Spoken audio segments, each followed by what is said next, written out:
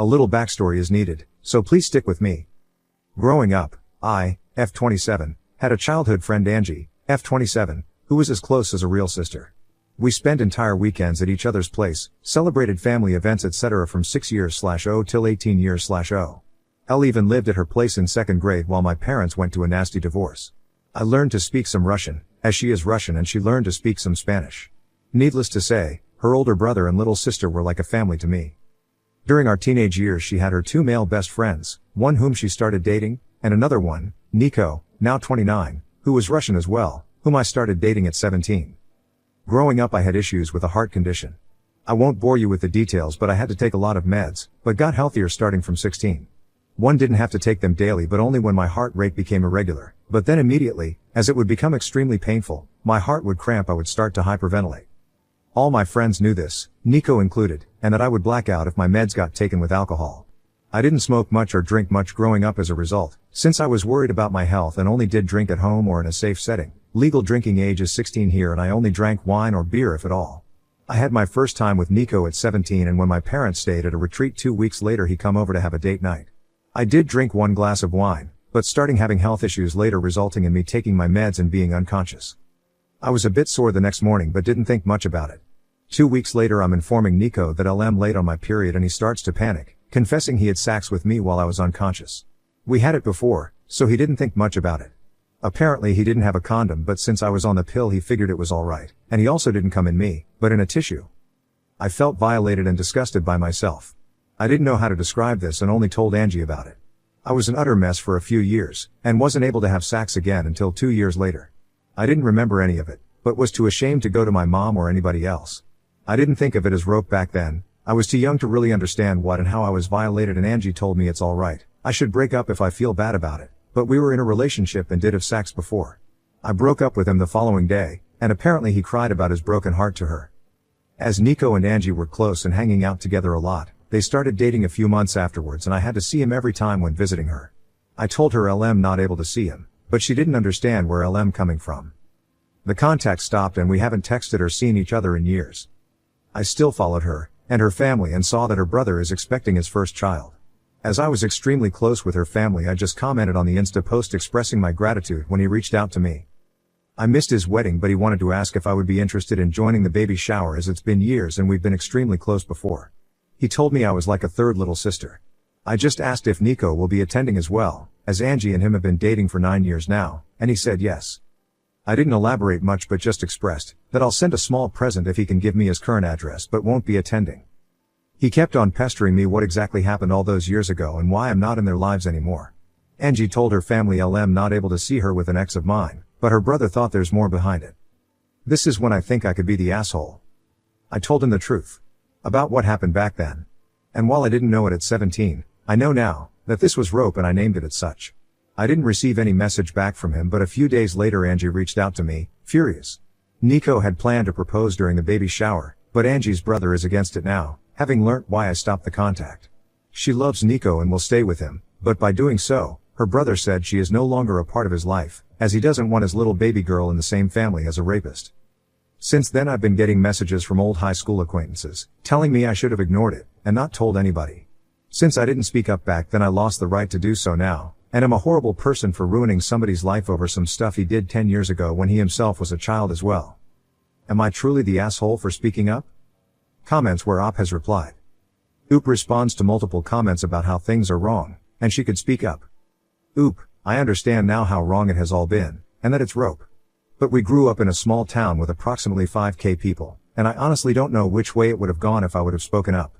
He was 19 back then, 2 years older, and everybody is in everybody's business.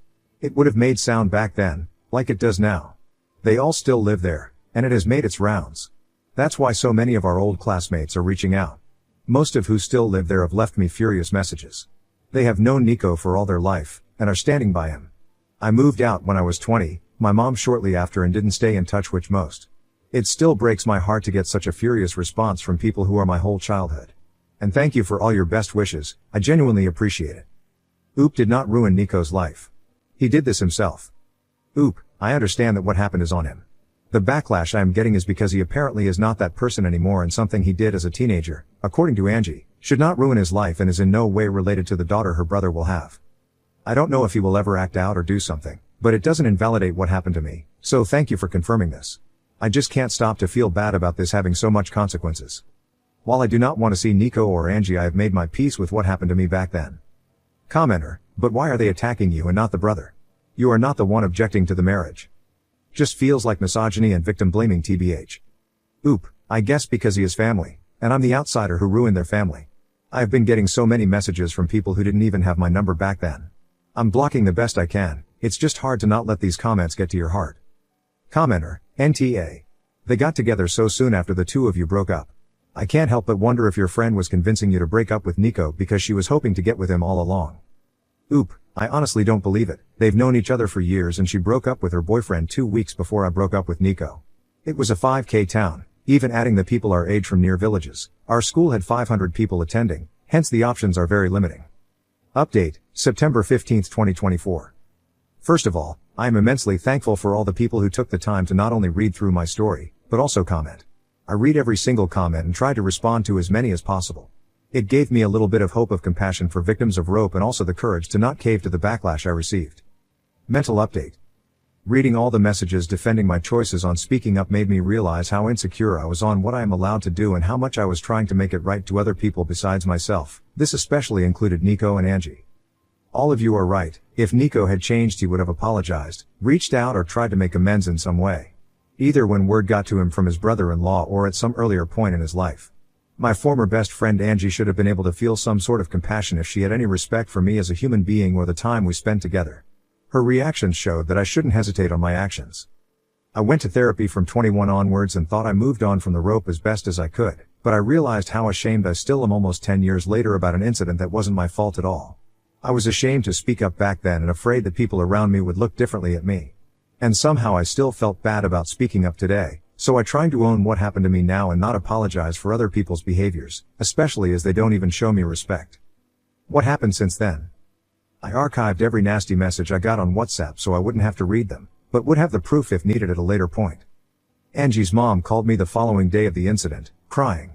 I shouldn't have answered the phone, but during the 10 years of friendship I saw her as an aunt, almost a second mom.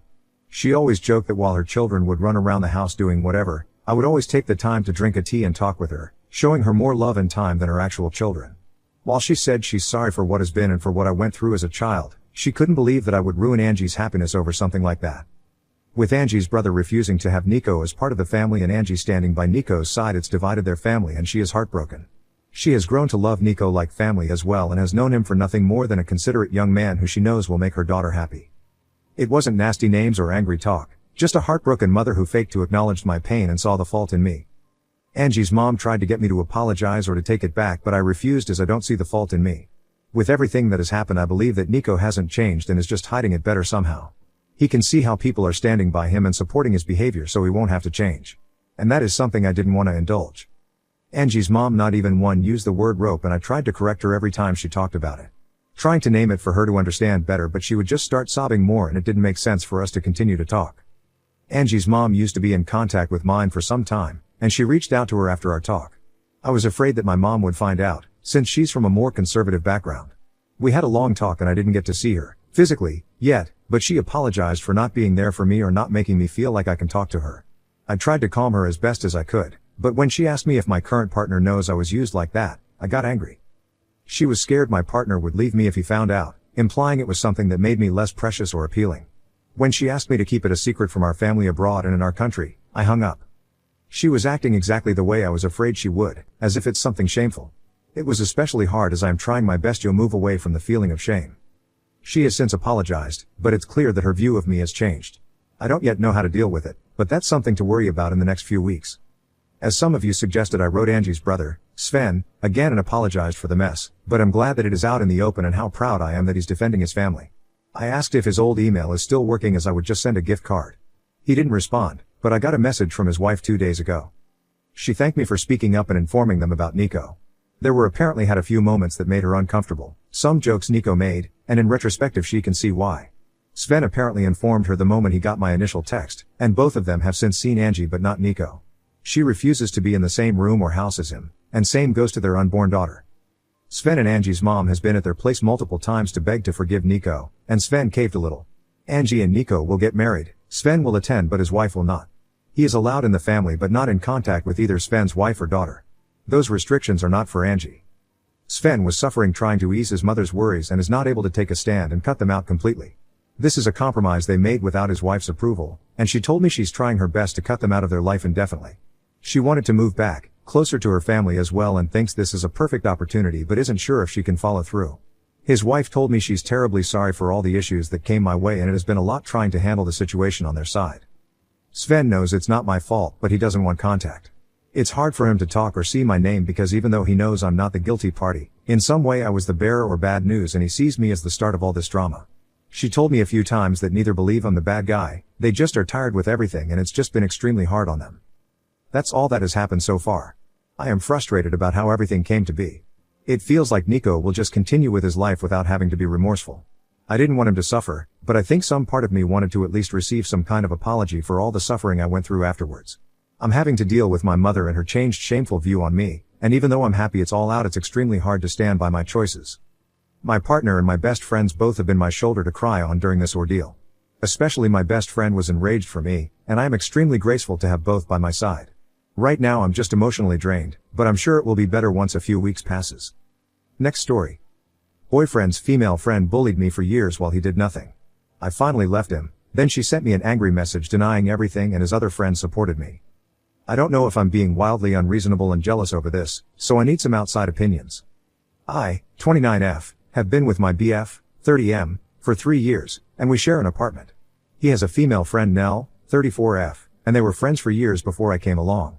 I had no issue with their closeness, I have male friends and knew I'd be a hypocrite to leap to judgments, but at this point I feel I'm justified in thinking the way I do about her.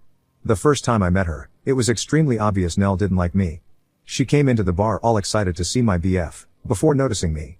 Her entire demeanor changed, she shook my hand and dug her nails into my skin, before ignoring me the rest of the night.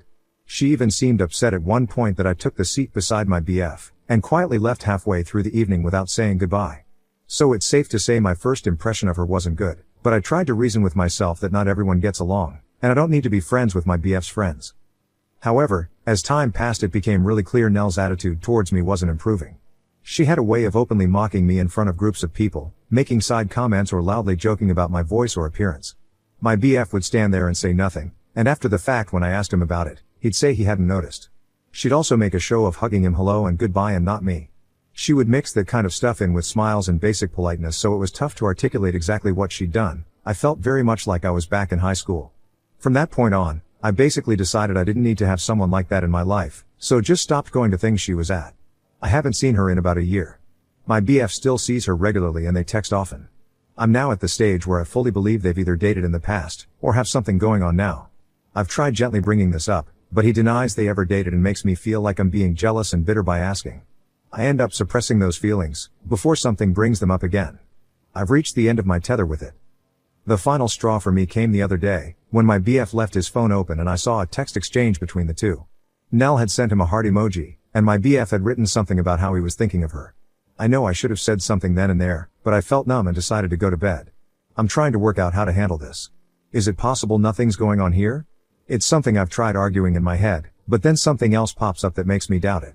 Maybe friends do just send hearts, and I'm making this up because I don't care for Nell? I don't want that to be the case. I'm basically at a point where I feel he either has to tell me the truth and restrict contact with Nell, or else I don't feel like I can maintain the relationship. I feel constantly disrespected, and I want something to change but don't know how to go about it. Any advice would be so welcomed. Update. First, I'd like to sincerely thank everyone for the kind comments. I didn't expect so many responses and I appreciate them all. I wanted to provide everyone with an update, because a lot has happened. A few days ago, after a lot of tearful soul searching, I decided the best thing for me would be to walk away from the relationship. I sat my BF down and talked to him about it. I explained that I always felt like the third wheel in my own relationship, and that for my own happiness, I didn't want to be in a relationship that made me feel that way anymore. I gave examples to him that I did in my original post, such as his lack of boundaries with Nell, and his disinterest in standing up for me whenever she mocked me. I also said my trust in him had been eroded to the point where I felt unsure of what I really was to him. I told him I still cared about him and wanted him to be happy, but that I wanted to be happy too. My BF sat silently for a while, before asking, "So, you're jealous of Nell?" I felt like he'd barely processed anything I'd just said, and when I tried clarifying, He got defensive and told me he was allowed female friends. I could tell he wanted to turn it into an argument, and since my mind was already made up and I'd said what I wanted, I ended the conversation and he played a computer game and acted like I wasn't there as I packed my things and left. I've been staying with my best friend, who is amazing and always so supportive. We're actually looking into sharing a place officially. I burst into tears on her doorstep and we hugged it out, before having a movie night with a pizza and some wine.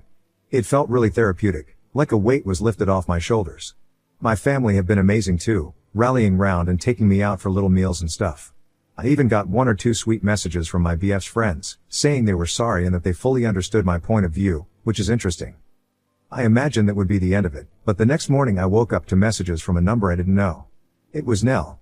I honestly didn't think she'd contact me, so to see walls and walls of text in my inbox was a shock. Let me run down some of the things she said. She repeatedly insisted that she never bullied me, and said she had no idea where that came from. She said I'd always seemed cold towards her, so tried to make little jokes to break the ice, openly mocking someone is an interesting method, but I digress. Lastly, she told me I was making things up by suggesting she ever had a thing with my ex, they were just friends.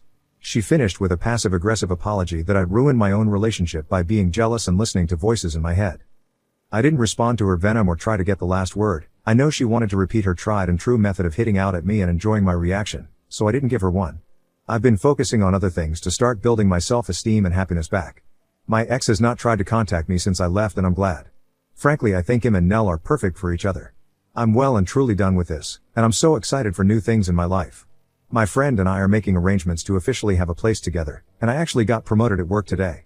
I feel like it was a little hug from the universe. In all, things are looking bright. So to end things, I want to thank everyone again for the messages. I think hearing your opinions, as well as getting all my thoughts out in a post are what really opened my eyes and allowed me to leave. I finally feel I'm making myself the priority, feels pretty great.